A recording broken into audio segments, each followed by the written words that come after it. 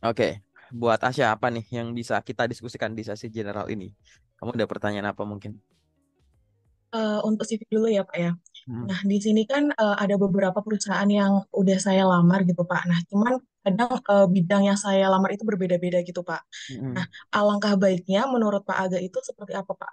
Untuk CV yang saya siapkan gitu Pak. Oke, jadi kalau misalkan kita melamar pekerjaan, di mana pekerjaan tersebut mungkin bidangnya beda-beda, tapi kita merasa kita punya kemampuannya. Nah, untuk hal semacam ini, aku selalu bilang sama teman-teman bahwa pada dasarnya isi yang ada di CV dan dokumen pendukung itu harus relevan dengan lokernya. Intinya itu dulu. Itu udah basic banget ya. Jadi kita punya alasan kuat mengapa kita melamar di posisi itu lebih dari sekedar kita pengen. Karena kita udah punya modal, ada modal pengetahuan atau pengalamannya. Itu benar. Tapi nanti untuk prakteknya pada saat kita eksekusi apply job tadi, jangan CV ngikutin loker, tapi loker ngikutin CV. CV ngikutin loker tuh ibaratnya lokernya ganti, CV-nya diedit. Lokernya ganti, CV diedit kayak gitu. Itu tidak efektif, akan makan waktu. Padahal kalau makan waktu nanti moodnya juga kemakan, konsentrasinya kemakan dan lain-lain. Nanti akhirnya nggak efektif. Lalu gimana? Gitu. Apakah balik lagi nanti pertanyaanmu ini bisa bentuknya adalah apakah saya hanya perlu nyiapin satu CV atau saya punya banyak sekali CV?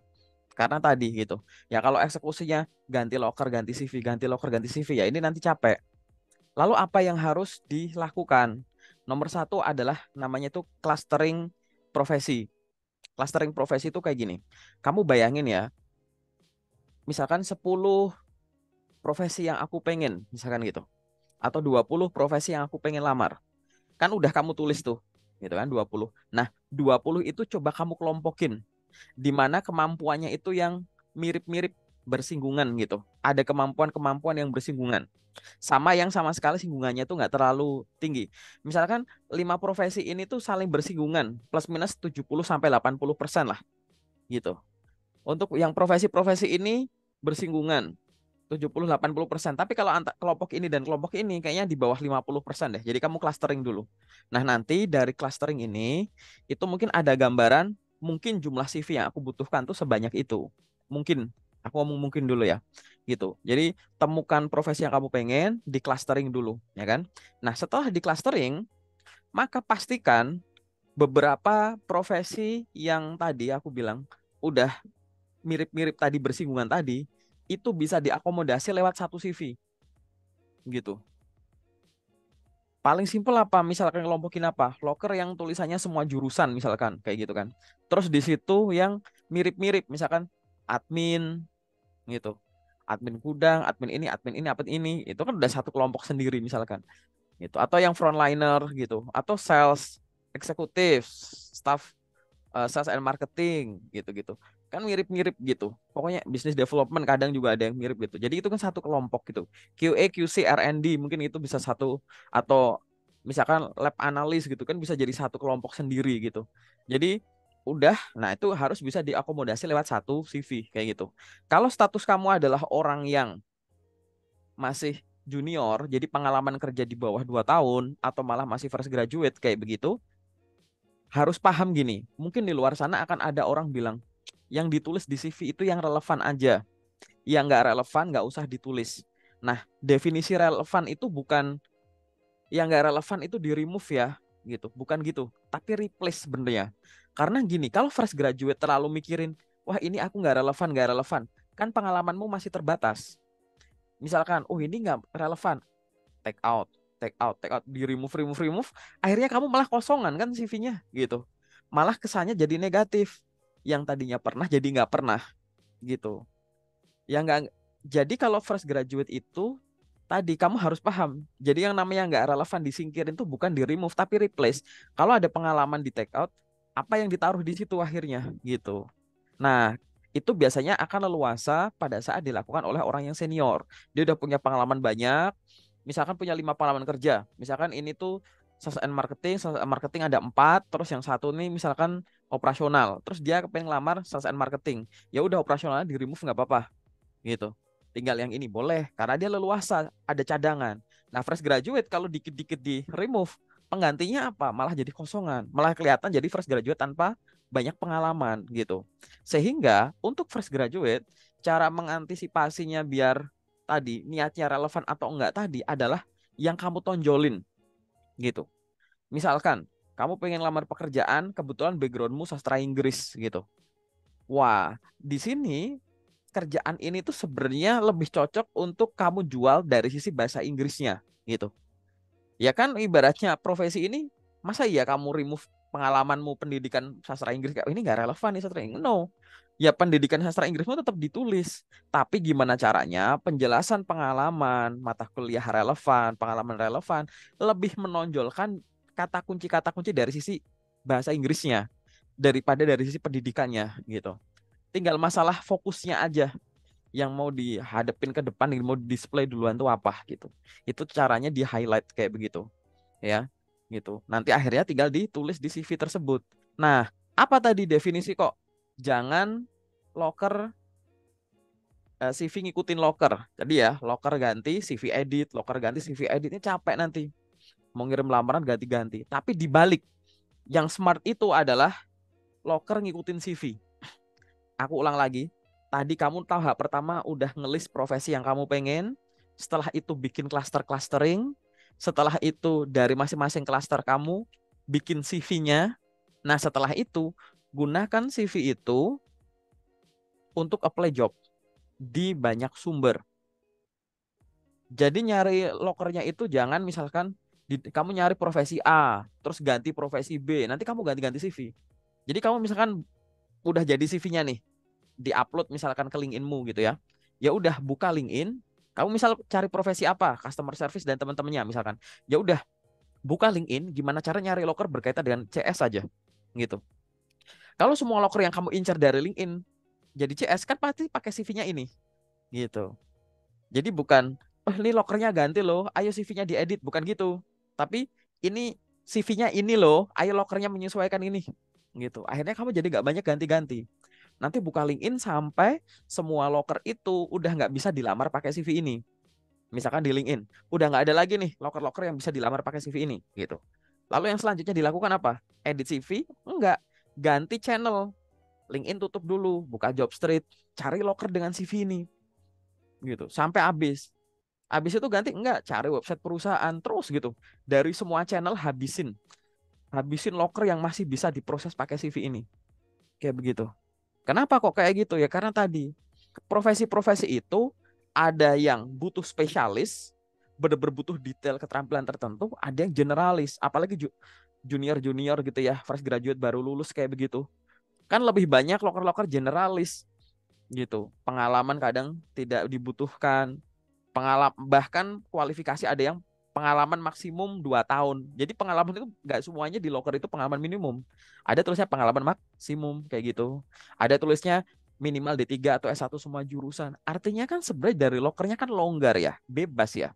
Kalau loker-loker yang longgar dan bebas ini kan sebenarnya nggak butuh banyak diedit, menurutku begitu. Dan menurut praktekku sendiri juga begitu. Beda kalau nanti butuh spesialis gitu, dibutuhkan pendidikan minimum S1 teknik sipil gitu. Itu teknik mesin daftar, teknik industri daftar, teknik yang lain daftar. Ya percuma karena dia nyari teknik sipil spesifik gitu. Gitu. Nah, jadi kalau loker-loker yang kamu incar itu termasuk rada longgar gitu, rada-rada generalis atau semi generalis, itu bisa dengan satu CV tadi. Caranya begitu. Jadi kamu nggak kehabisan waktu untuk edit-edit gitu sih. Paham ya sampai sini ya gitu. Jadi itu caranya tuh begitu gitu. Mungkin ada tanggapan atau pertanyaan lanjutan boleh. Gini Pak, kalau misalnya itu kan secara CV kan harus digeneralisasi gitu ya Pak ya, harus Mm, yang loker ngikutin CV. mm, Nah, gimana Pak kalau untuk misalnya di kualifikasi itu kan untuk semua jurusan.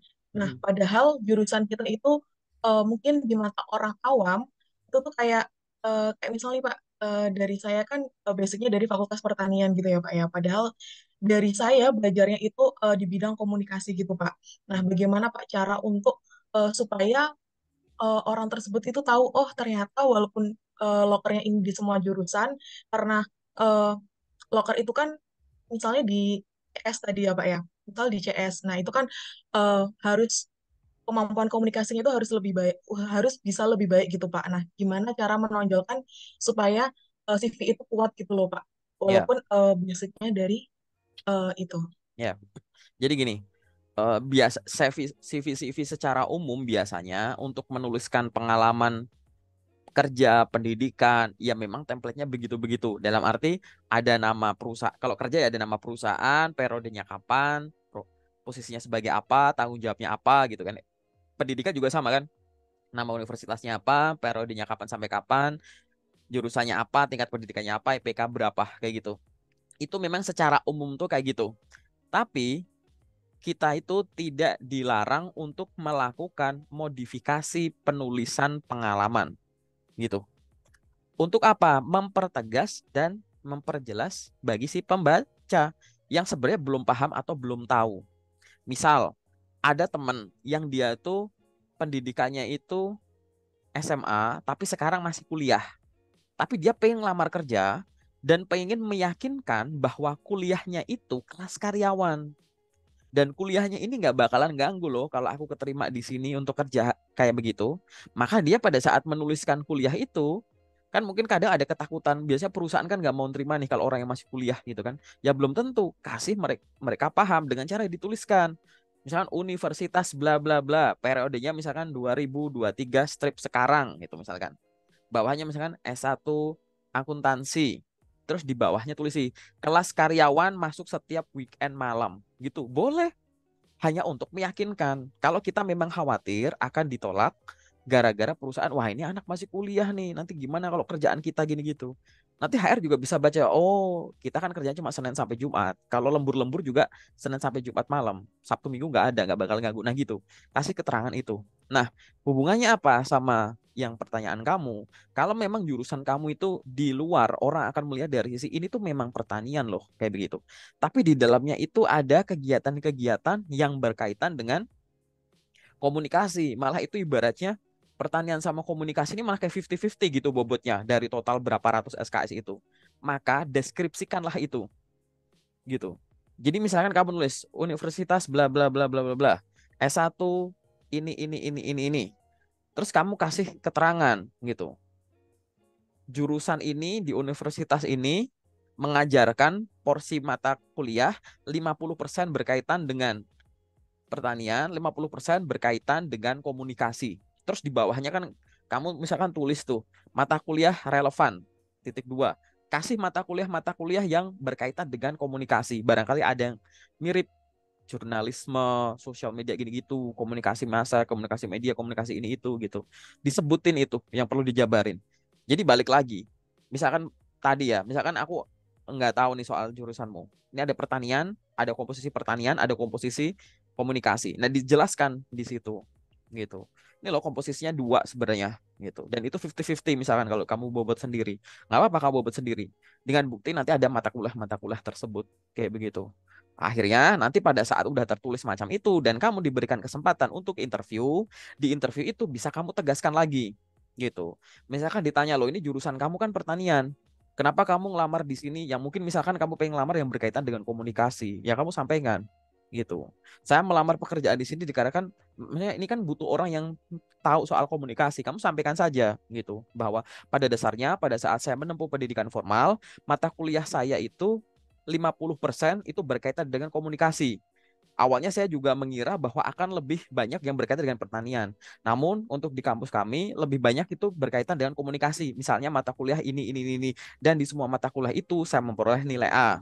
Yang kedua, selama saya menempuh pendidikan, saya tidak hanya aktif dalam mengikuti pembelajaran pendidikan formal saja. Di luar, saya mengasah kemampuan komunikasi saya dengan mengikuti berbagai organisasi dan kepanitiaan. Di antaranya ini. Kamu sebutkan itu. Selain itu, saya juga diberikan kesempatan untuk menggunakan kemampuan komunikasi saya di pengalaman magang saya kemarin selama sekian bulan di sini. Gitu. Dari semua pengalaman saya tadi, saya merasa bahwa saya memiliki passion untuk gitu ya. Karir saya ke depannya, saya akan menggunakan kemampuan komunikasi saya ini yang sudah saya tempa di pendidikan formal, organisasi kepanitiaan maupun magang yang pada saat itu memang kesempatannya masih terbatas karena magang dan saya melihat itu bisa saya lakukan di perusahaan ini gitu. Jadi fokus lagi, balikin lagi cara jawabnya tuh begitu gitu. Jadi akhirnya orang akan tidak terlalu melihat dari sisi, oh ini bener kok kayak orang komunikasi kayak gitu. Apalagi nanti kamu belajar komunikasi secara detail. Nah nanti di sesi detail aku ajarin gitu. Bener-bener sebenarnya kan komunikasi itu kalau kita ngomong tuh unsur-unsurnya cuma verbal non verbal doang kan. Tapi kamu antara verbal dan non verbal ini ibaratnya tuh gini, kamu detailin jadi bener-bener bagus gitu. Kadang tuh orang tuh ngelihat sesuatu itu remeh, saking kelihatan remehnya, mereka tuh enggak yang berusaha tuh hal ini tuh kayak bener-bener kita apa ya spesialkan gitu loh, kita latih banget gitu. Misalkan kamu punya kemampuan apa misalkan kamu punya suara yang bagus gitu kan, orang rasanya ya udahlah itu bawaan dari lahir udah suara bagus gitu. Tapi gimana cara kamu memoles itu, bener-bener memoles itu akhirnya suara bagus itu jadi suatu produk yang akhirnya apa, orang dengar kamu ngomong udah mikir oh ini suaranya bukan kayak orang biasa, ini suaranya kayak penyiar ya, ini suaranya kayak presenter ya, cara dia ngomong udah kayak begini ya gitu. Hanya dengan kamu ngomong orang udah percaya kalau kamu tuh orang komunikasi, kamu orang yang menempuh pendidikan dengan semua pengalaman tadi yang berkaitan sama komunikasi tanpa perlu kamu tadi tekankan disclaimer dulu bahwa saya belajar gini tanpa gitu. Nanti akan kelihatan itu. Nah, itu dilatih dengan detail semacam itu. Nah, hal-hal semacam ini nanti aku di sesi 2 aku akan jelasin ya, kayak gitu sih.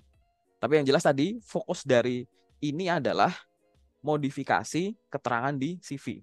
Kalau memang dibutuhkan itu nggak apa-apa. Tanpa menghilangkan jadi yang wajib tertera di elemen CV itu bagian-bagian CV itu tetap ditulis, ditambah dengan ada modifikasi untuk mempermudah pembaca memahami yang kamu maksud. Kayak gitu sih. Oke, ada lagi ya pertanyaan yang pengen didiskusikan mungkin? Pak, saya boleh ngelompat ke interview nggak, Pak? Boleh, gimana tuh? Jadi pertanyaan saya adalah ketika misalnya interview kan harus background check juga ke perusahaan gitu ya, Pak ya. Hmm? Gimana caranya kalau misalnya perusahaan tersebut itu kurang update itu Pak di sosial medianya. Terus ternyata pada saat ini Hmm. update-updatean itu tuh hanya diketahui oleh eh, karyawannya saja gitu Pak. Kan Hmm. ketika ketika interview kan mesti kita ditanyain apa apa sih deskripsi yang kita ketahui tentang perusahaan tersebut gitu Pak. Hmm. Hmm. Nah, kalau misalnya kita sudah mencari di berbagai sumber dan ternyata itu tuh sudah tidak relevan, itu seperti apa gitu, Pak? Ya, aku jawab dulu ya. Riset terkait perusahaan itu bisa berasal dari beberapa sumber. Yang pertama itu adalah website perusahaan. Yang kedua adalah sosial media perusahaan. Yang ketiga adalah berita, gitu. Berita. Yang keempat adalah dari orang yang kerja di sana.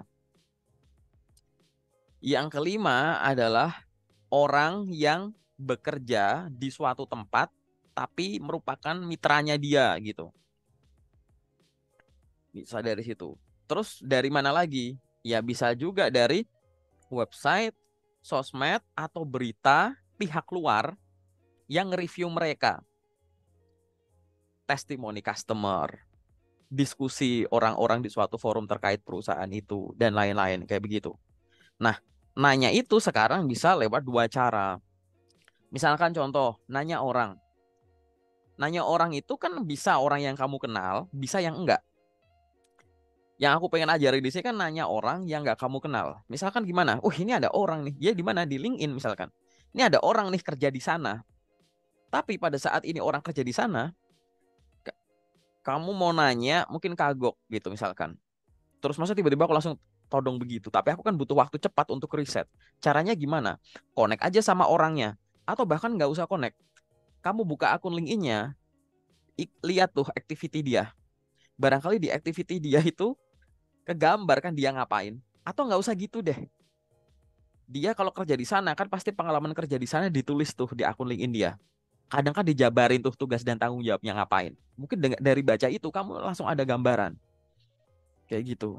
Oh begini, oh finance-nya begini, operasionalnya begini, HRGE-nya begini gitu. Jadi akhirnya kamu tahu gitu.